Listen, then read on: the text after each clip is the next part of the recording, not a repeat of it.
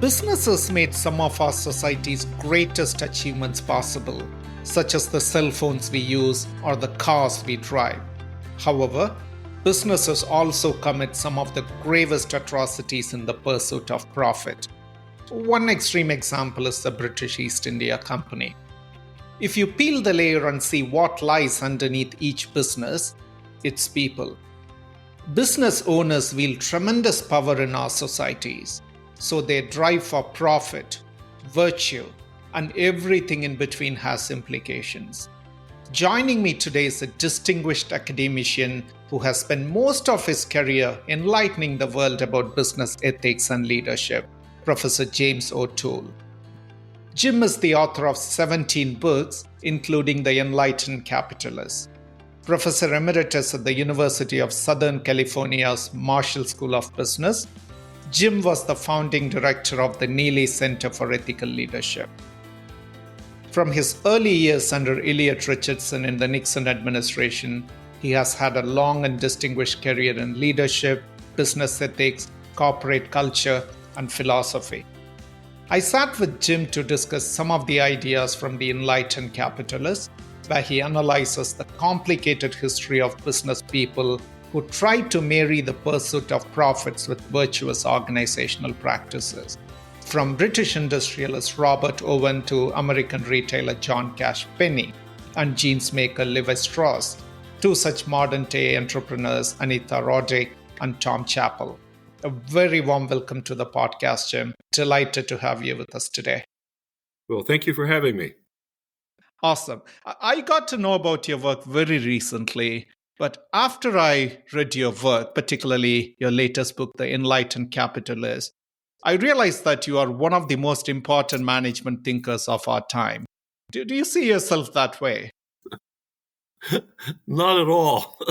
But thank you very much for the compliment.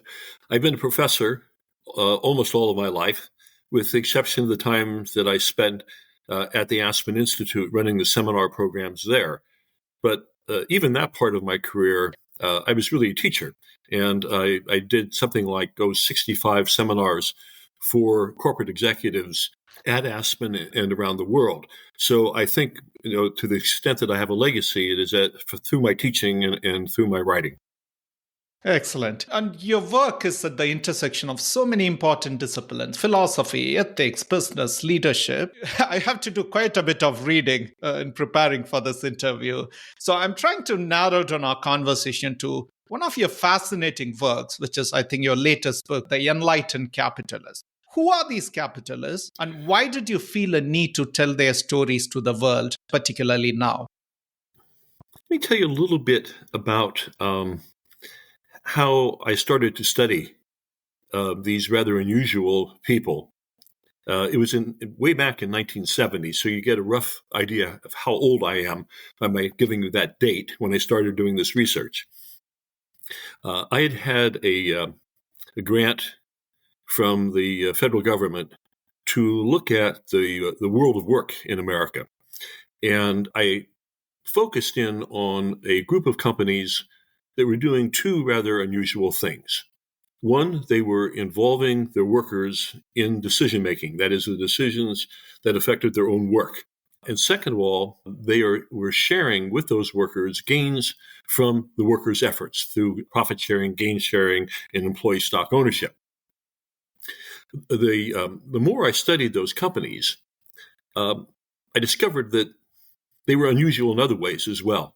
Most of those companies, not all of them, but a large number of them, had a great record in terms of how they treated their customers, how they served their customers, how they dealt with suppliers, how they dealt with dealers, very responsible to their host communities. They were led by people who had very strong ethical principles. And so I started expanding what I was doing and not looking merely at the workplace, but at the entire philosophy of management and leadership in these companies. And what they all had in common is that the leaders of them all chose to swim upstream. They started to do things that were quite different from what their peers were doing. Like their peers, they all were interested in making a profit, and all the companies that I studied were profitable. and most of them were significantly profitable. But in addition to making a profit, they attempted to meet the needs of all their constituencies, that is, their employees, customers, host communities, and the like.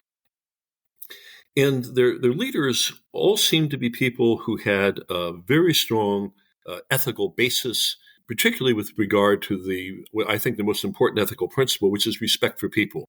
And they all shared a belief in the kind of the Enlightenment goal of human development.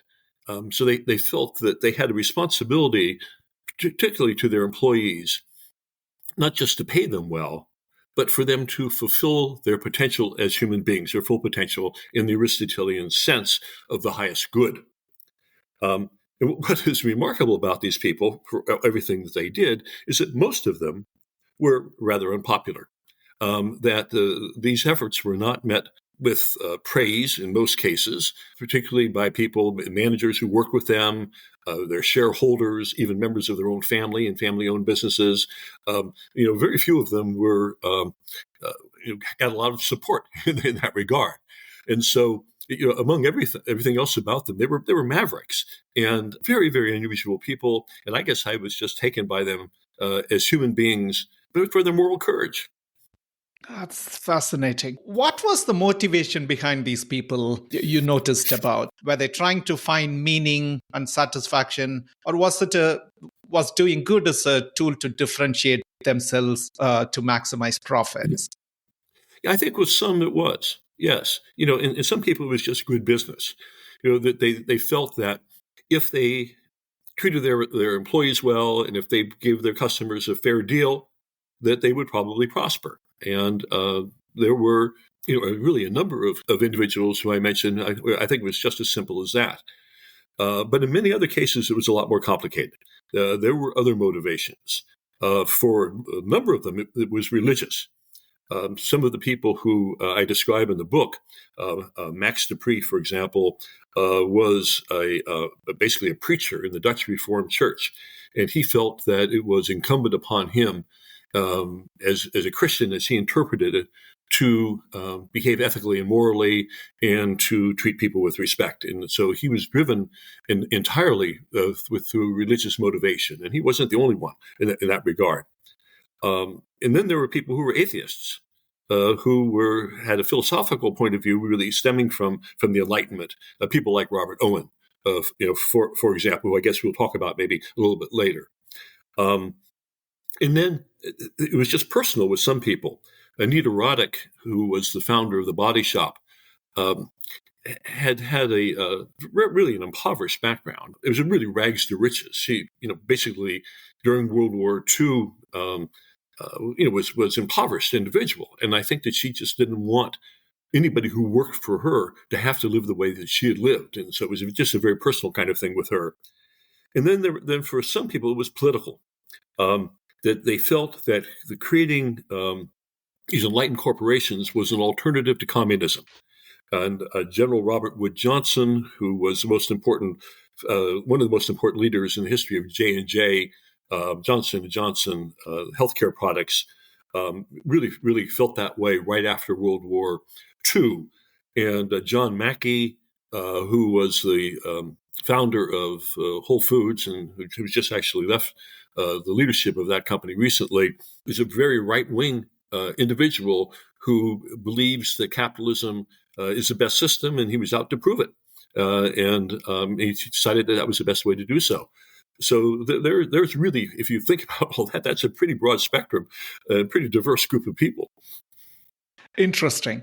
For our listeners to understand, could you simply explain what is the meaning of Enlightened Capitalists? And I want to ask you, among all the stories you have presented in the book, who is your favorite and why? I think that's a little bit like asking a parent, who is your favorite child? I really like them all. There were a couple of them who really were difficult individuals.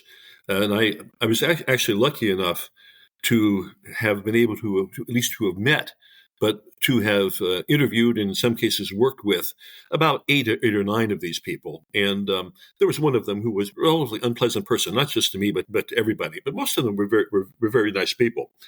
But I think that there were two who really sort of stand out to me in this regard. One was Jim Burke, who was the head of Johnson & Johnson at the time of the Tylenol crisis. And Burke put the principles that I talked about in terms of the responsibility that these companies have to their various stakeholders, their various constituencies. He put that into play, and he adhered to those principles. And in doing so, he saved the company. And at the time, people were saying that it was going to cost the company hundreds of millions of dollars. And at that time, in the 70s, hundreds of millions of dollars was real money. And so they thought that he was going to bankrupt the company by doing the right thing, which had mean basically pulling off all their product off the shelves around the world. But he proved right in the end. And he was a person of incredible integrity. And so I think he's one of my favorites because of that. And another reason why I think I can favor him is that it's just so well documented what he did. It's documented in film, it's documented in books and articles. And so there's sort of no doubt about what his motivations were, why he acted the way he acted. And I think it should be a template for managers moving forward at all times because we know so clearly why he did what he did. Another person who I would mention is Bill Gore, the founder of the company Gore and Associates, which is the makers of Gore-Tex, which are these clothing that is used in mountain climbing and athletics. But more importantly now, it deals with artificial plastic parts that are used in surgery. It's all spins out of very advanced forms of chemistry. And Gore was a man who not only had a very, very clear vision of the kind of company that he wanted to create, which was based upon the kind of company where he would want to work himself, but he was also concerned that the company would last. And to his credit, I think they're now on the fourth CEO of the company, who is the grandson of Gore. And there was a woman in between who was not a relative, but they have stayed true to his principles. So in terms of the sustainability of this kind of organization, I think what Bill Gore did really deserves to be studied, because most of these companies, the sad part is that they don't last beyond the founder or the founder's successor. Very few ever make it to the third generation of leadership. But Gore's has, and it shows every sign of being able to continue to be a sustainable organization. Mm. My favorite in the book is Robert Owen of the New Lanark Mills. Not only because he improved working conditions and pioneered initiatives against child labor, but also because of his downfall, which seems to have stemmed from his rigid thinking and unwillingness to accept compromises or different views. What is your take on his life? Was he like all the others you featured, or were there any crucial differences? Well, Robert Owen faced the harshest environment for doing what he did. This is in the days of the dark satanic mills, in the very worst of Dickensian slums in industrial England. And there's incredible odds against him succeeding in what he tried to do, which was basically to create a model organization, one that met the needs of the workers, but also directly addressed the ills of the early industrial revolution. He created clean, safe factories, paid fair pay, decent hours. He took young children out of the workplace. He built a school for these young people, very progressive school. He provided continuing education, adult education for his workers. He created pensions, health care, a decent housing, provided them with good food. And this is in an era when none of this was even thought of or imagined possible. Karl Marx couldn't believe it when he was studying it, because he wasn't behaving like a capitalist was supposed to behave, and he was succeeding at that. But of course, as you mentioned, the story didn't end happily. And I think that's probably what makes the story quite as interesting as it is, and also why it's so similar to many of the other stories in my book that I documented. He was really detested by his fellow capitalists. He believed, when he showed them that they could make a profit by treating their employees well and by treating their customers well, in addition, he thought that they would follow his lead. But no one did. Instead, they attacked him. And I think he may have gone a little bit crazy as a result of this, because he knew he was right. And he tried to appeal to them through reason. And he said, it's an experiment. And I show you that it works. I show you that it's profitable. He said, show me the flaws in what I've done. Instead of that, they attacked him personally, and they said he was using magic and that he was cooking the books and doing all sorts of other things that had nothing at all to do with the secret to his success. In a peak, he turned to the government, and he tried to get the government the British government to enact laws that would force the industrialists to follow his example. And that was a step too far for the British political system and for British society at that time. And basically, he was forced to sell his company, and he sold it completely, got out of it entirely, and he moved to the U.S. A beaten man. It's really a very, very sad story.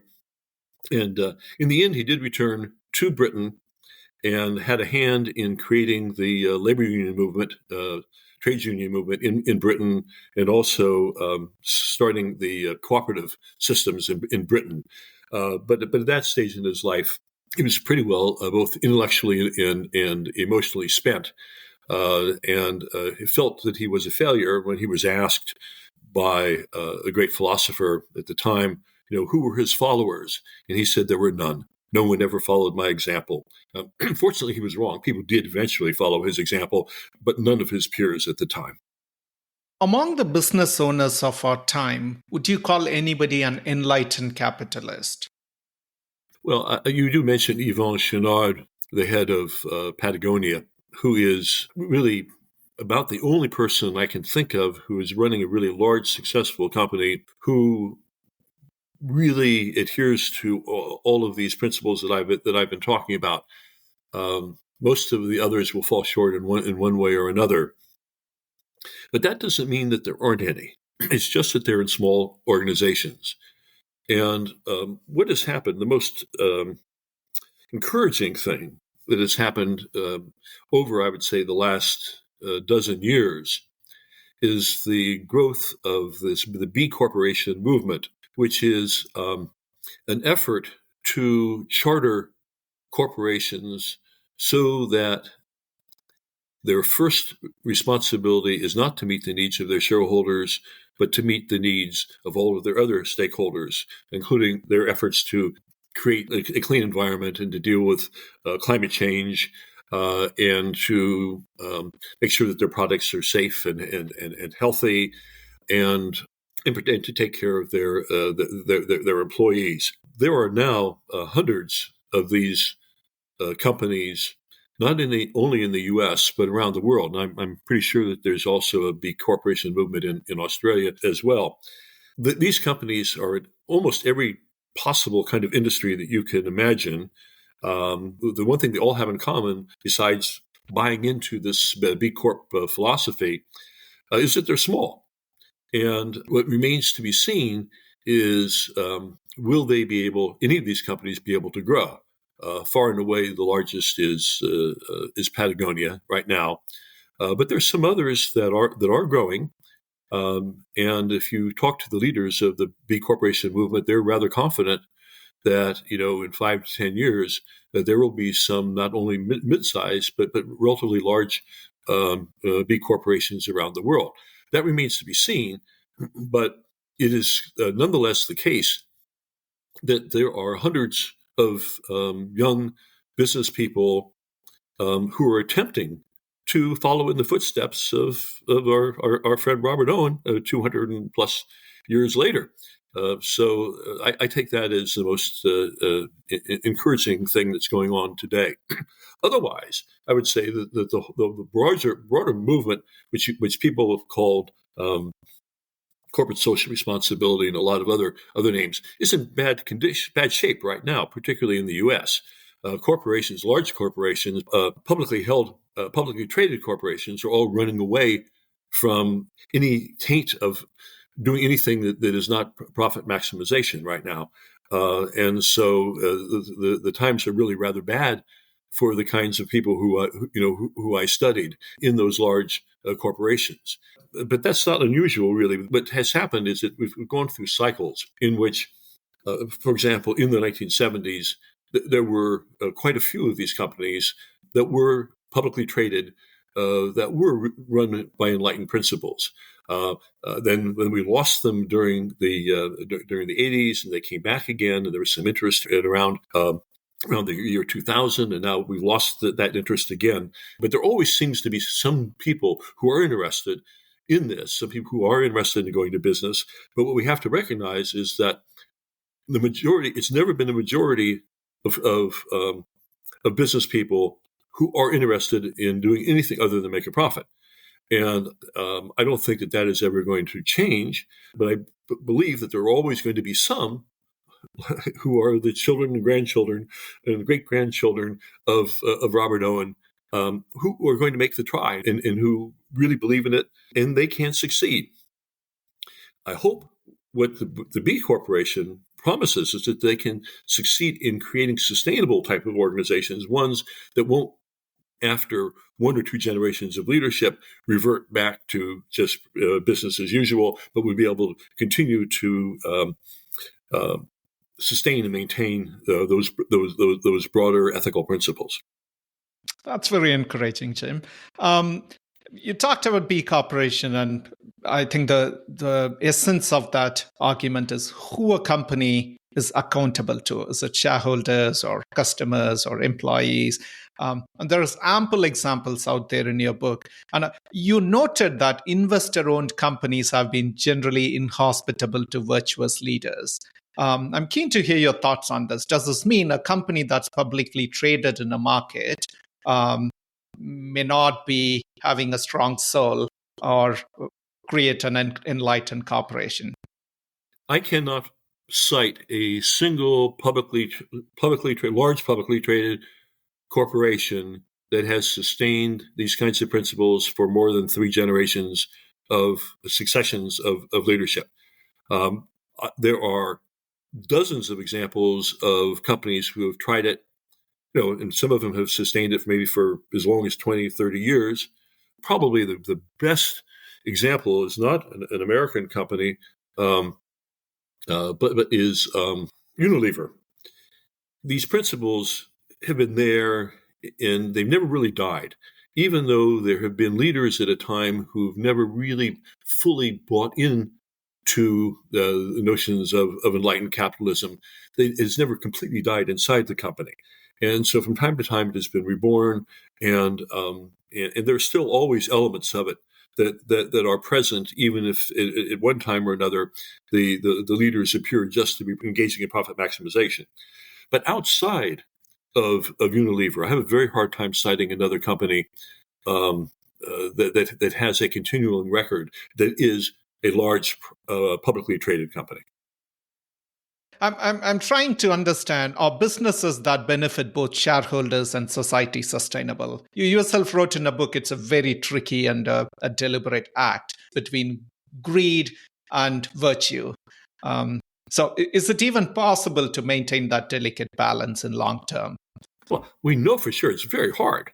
Okay, I mean that individuals have turned the trick. Individual leaders have, and certain companies have turned the trick, and they've turned the trick, in many cases for as long as 20 to 40 years, but none much longer than that. and most of the time for much shorter periods of time. I think it's theoretically possible, but the problem is the pressures from the investors.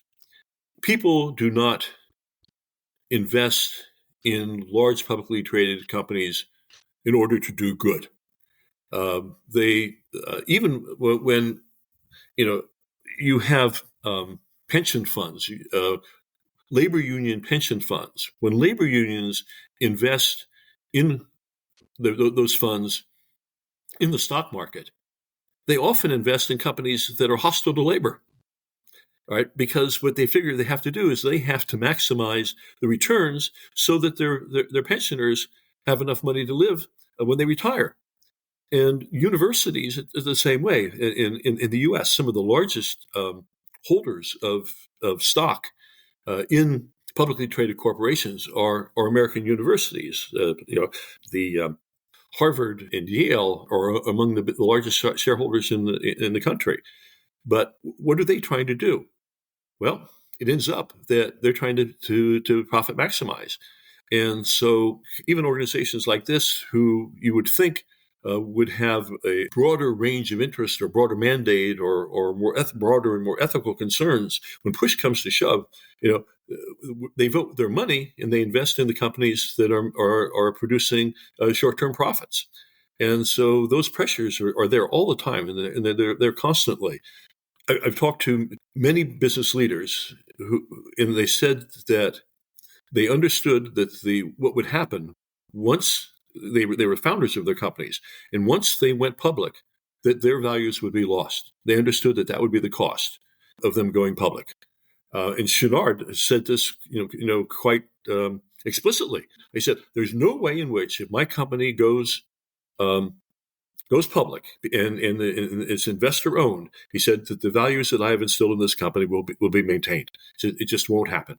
And I cite several instances of this in the book. The most prominent of which is Levi Strauss Corporation, the makers of jeans. And they went public, then they went private, and went public again, and the same damn thing happened, twice when they did it. And it's very clear that they could not sustain their values as a publicly traded corporation. Why is that? It's simple, money. It is. You have to make money. And if you're not making money, managers, even if the CEO of the corporation says that the reason why we're not successful right now is not because we're treating our employees well, it's because of changes in the competitive environment, the people around that person will say, no, it's not. It is, we are engaging in activities that are taking our eye off the ball. We need to be 100% focused on profit maximization, and to the extent that we're also worried about social concerns, we are an economic, financial organization. We're not a social organization. We're not a social welfare organization. And so we make a mistake to the extent that we try to do both things. It's hard enough just to do one, but trying to do two is nearly impossible. And so the pressures are constantly there to abandon these efforts. And you can see what happened in the U.S. Very recently. There is this group called the Business Roundtable. And the Business Roundtable is composed of the CEOs of the largest publicly traded corporations in this country. There may also be some others who are not in the U.S. as well about that now, but I believe it's mainly in the U.S. About 10 years ago, they signed on to a statement that from now on, all right, we are not just profit maximizing organizations. All right, we're going to pay attention to the needs of all of our shareholders, and particularly to questions having to do with the environment. And also, we're going to make sure that our own internal governance of our organizations is clean, and so that people can can trust the financial reporting. So all of a sudden, here they are. They've all sworn allegiance to this. 10 years later, they've all walked away from it, every one of them, including the organizer of it, the guy who wrote the statement and convinced the rest of them to sign it. Now has no interest in this whatsoever. No, we're not doing that anymore. I'm not surprised that they walked away from it. What I was surprised at more of it was that they signed it in the first place, because a lot of those people who signed it had never done any of those things in their organizations, and seemed to me never had any intention to do it. But they felt at the time it was a good thing to do. It made them feel good, and they got some good publicity for a while. But now that's not popular, that's fallen out of favor on Wall Street, they walked away from it as cavalierly as they signed the document. Is there anything to do with the political landscape, Jim? Yeah, well, in this country, it does, yes. Yeah, it really does. Right now, I'm just looking forward. We've just had an election here, and the kind of efforts that enlightened capitalists are making are probably not going to be looked upon with great favor over the next 4 years, just to say the very least. And so I think everybody right now is trying to figure out, what do the next 4 years portend. But it's pretty clear that if people are going to be out of step ideologically, we're going to have to keep their heads down. So I don't imagine that you're going to get courageous people, stepping forward who are running large corporations and being willing to swim upstream right now. I think everybody's going to just sort of go with the flow. And you can see already there were corporate executives who 4 years ago, after January 6th, had walked away from the MAGA movement, are suddenly now backtracking and saying, guess everything's okay. All right. And so I think the political environment does very much affect this, and particularly affects one aspect of it, which is the willingness of corporate executives to take a position on social issues, public issues. And I think right now, I don't think any of them are going to be willing to do that again. The CEO of Apple Corporation had over the last 4 years and beyond that had often spoken out on broader social issues. But my guess is that he and whoever his successor will be probably will not do so right now. So they're going to be silent on these things. It seems to be some challenging times ahead. Jim, I know we have very little time left. I'll ask you one last question before we move to the final segment. What are your thoughts on the management education? You wrote about this in your work.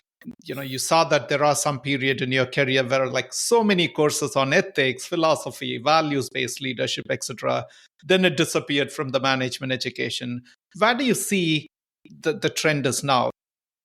Well, it's going to be interesting to see, because almost all of the business schools were in step with the Business Roundtable in terms of moving in that direction, moving their curriculum in a way to try to encourage MBA students and business students in general to embrace some of these values having to do with enlightened capitalism. They were introducing courses, and in many cases, making these things required, providing internships at places like B corporations and things of that nature, making sure that there would be some exposure, during their educational careers. But my guess is that they'll back off that now too, because they backed off it before.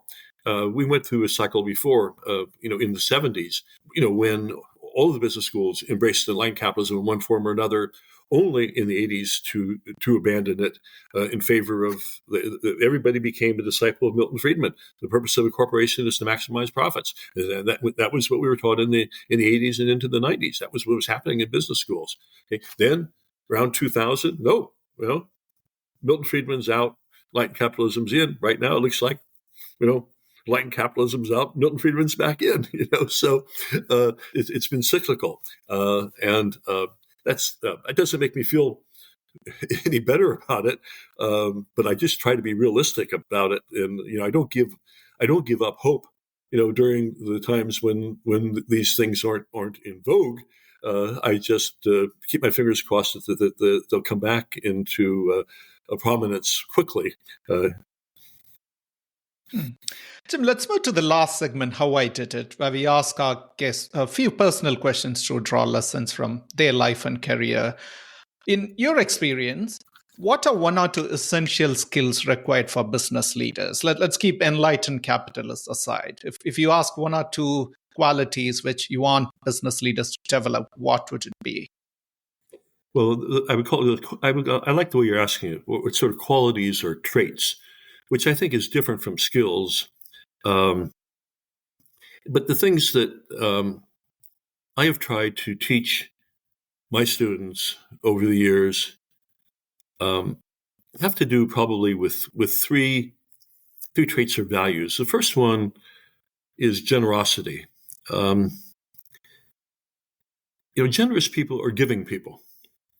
And they not only, in terms of generosity, we think in terms of money, but I think of generosity in a much broader sense of that, in giving your time, giving your ear, um, um, giving advice, being open to helping other people by helping them to get the resources that they need to do their jobs well. I think that the great leaders are generous leaders. It's not all about them. It's really about the broader principles of the organization and the people in that organization.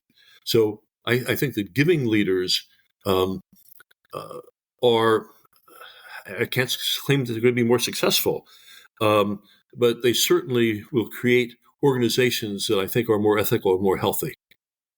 The second one, and one I've already alluded to, is what I believe the fundamental principle of ethics, which is respect for people. You respect people in ways by, first of all, paying them fairly, giving them chances to grow, making sure that you are sensitive to their differences and the different needs that they have. People, um, who listen to people, or that's probably the most important sign of respect. Really, it's not just people saying "I hear you," but you actually do hear them. You listen to them and you try to understand where they're coming from and what they need and what they want and why they're saying what they're saying. And I find that trait in leaders to be one that has also a practical value. That practical value is that when you are respected by people, you respect that leader in return. And that's also the case with generosity, too. When people are generous to you, you will tend to be generous to them as well. So I think leaders who are generous and who do respect their people win over their people without using force. They don't have to threaten people. They don't have to bribe people to do things. People will do things willingly because they understand that the leader is taking them to places that are good for them to go. And so it's that aspect of leadership, that type of leadership, that I've tried to encourage my students to follow. And then the other one is really a much more practical aspect, and that is to adopt a long-term perspective. I think that one of the biggest problems in capitalism, particularly back to shareholder capitalism, is a very short-term perspective. That we were trying to profit maximize in this quarter. I think that is not only doesn't it work even in the short term. In the long term, it's disastrous for organizations, and I think this has been the Achilles heel of American companies. And when I say American companies, I talk about companies in what I would call the Anglo-American tradition, and I think most Australian companies are part of that tradition as well. It is that what we find is that companies that are owned by a single person or by a family or are employee owned in the U.S. and in Britain tend to take a much longer term view of things. I look at the Mars Corporation, makers of candies. They have big business in Australia as well. The company has been entirely owned by the family, very closely owned by the family, and only recently was it enlarged when Warren Buffett took a part of it as well. But it's basically owned by a handful of people, Warren Buffett being one of them. When over the years, when they have made business decisions, the decisions are is this business going to be profitable 20 years from now, right? And we'll wait it out. And I've been fortunate enough to be able to talk to managers who grew up in the system of the Mars Corporation. And I talked to one fellow who was called in by the Mars brothers, and they said, and this was 40 years ago, something like that. When the Soviet Union just opened up to business with the West, and they said, well, let's go see if we can have some business in the Soviet Union. And he said, what do you have in mind? I said, we don't know. They said, why don't you go to Russia, look around, and see what can happen? And so he went over and came back after many, many months of study. And he said, I think our best opportunity there is with dog food, of all things. And they said, well, why? And so he explained what he thought. And they said, how much is it going to cost? And he said, well, it's going to cost, $1 million this year and $2 million next year and then $10 million the third year and that. And they said, well, here's the money. And they never asked him, when are we going to get the payback? Right? They got that payback. They got it. They got it. Actually, within about 5 years, they started getting it. But there was no pressure on him.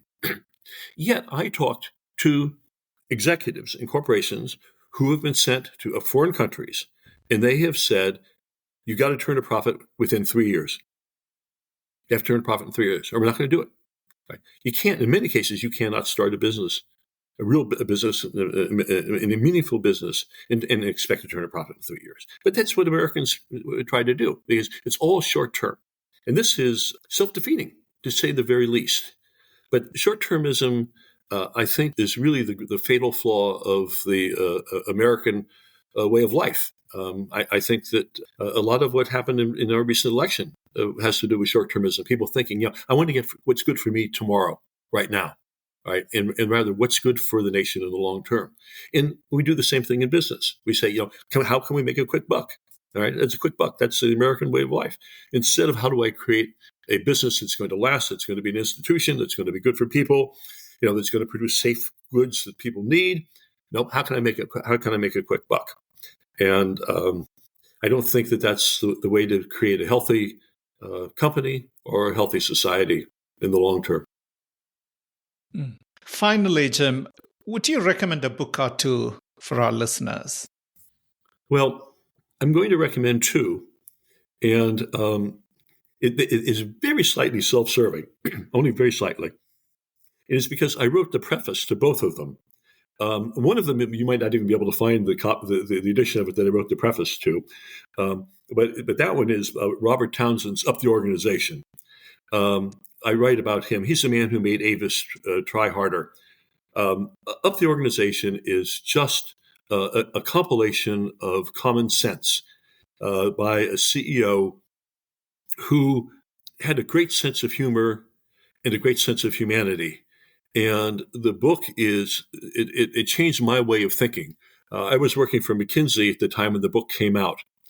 And I bought the book and brought it back to my office. I was very unhappy at McKinsey. And I read the book through. Easy book to read through in a couple of hours.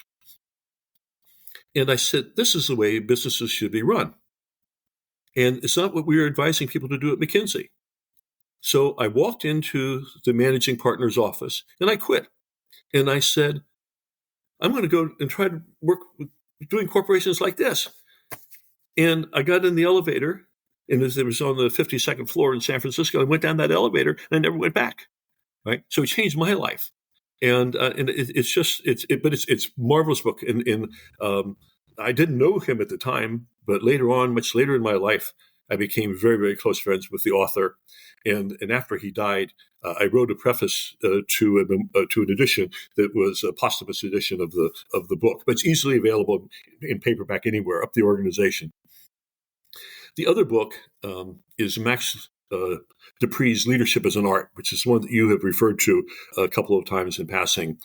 And it is a book of profound wisdom. And it is, again, it's a very, very easy book to read. It's also, the profundity of it is easy to dismiss. by if you're a cynical person. But it is the opposite of cynicism, and it is the author was one of the most genuine human beings I've ever met. The two of us were complete opposites in our backgrounds and in our beliefs.